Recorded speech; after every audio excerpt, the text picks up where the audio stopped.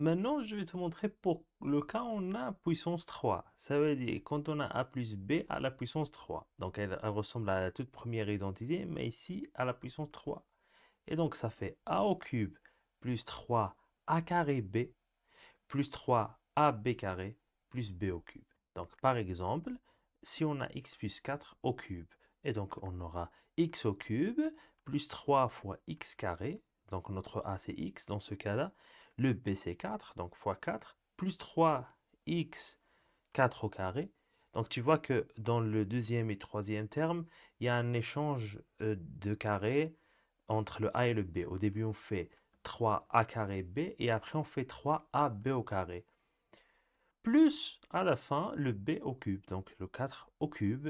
Et donc on a x cube plus 3 fois 4, donc ça fait 12, 12x carré, plus 4 au carré, ça fait 16, fois 3, ça fait 48, et donc 48x plus 4 au cube qui fait 64.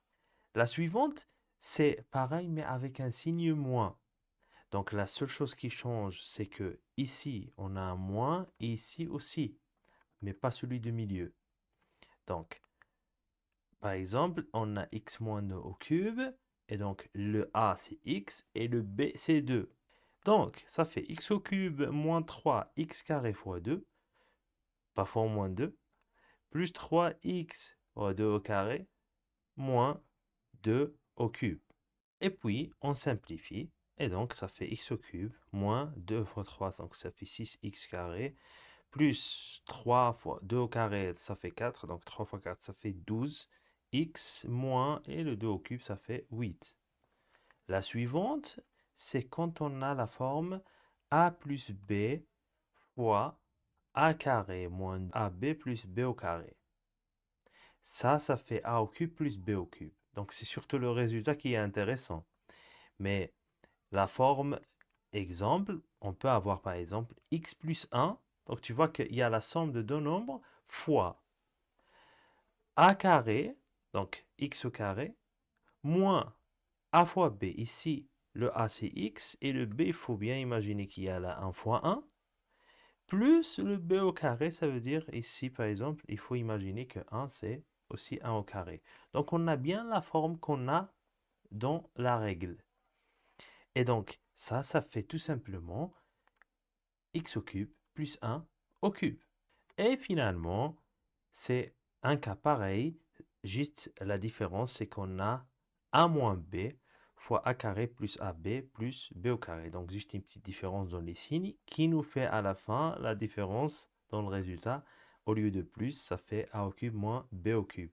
Par exemple, si on a x moins 3 fois x carré plus 3x plus 9. Donc, tu vois ici que le a, c'est le x et le b, c'est le 3. Parce que 9, c'est 3 au carré. Donc ici, grâce à la règle, on peut écrire directement c'est x cube moins 3 au cube. Si on simplifie, donc x cube moins 27. Tu es en train de te dire probablement que tu aurais pu tout simplement faire la distributivité, ok, et trouver le résultat sans connaître aucune formule. Je suis d'accord avec toi. Bien sûr, ça va juste te prendre un peu plus de temps. Donc ici, tu remarques que il aurait fallu distribuer le x sur les trois monomes, et puis le moins 3 encore sur les trois monomes. Ça veut dire on aurait 6 monomes en total qui vont se simplifier, et finalement, il ne va rester que deux monomes, qui est le x cube moins 27.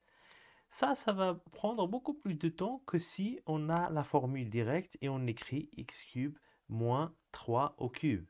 D'ailleurs, c'est l'objectif des identités remarquables parce que toutes les autres identités remarquables que je t'ai montrées, on pourrait les trouver tout simplement en faisant la distributivité. Par exemple, dans le cas de a plus b au carré, si on écrit le a plus b au carré sous la forme de a plus b fois a plus b, on pourrait aussi faire la distributivité et trouver la formule. Mais ça va prendre plus de temps. Il y a aussi une autre utilité qui est encore plus importante des identités remarquables, c'est dans le cas de la factorisation, chose que je vais te montrer dans une vidéo prochainement. Alors abonne-toi.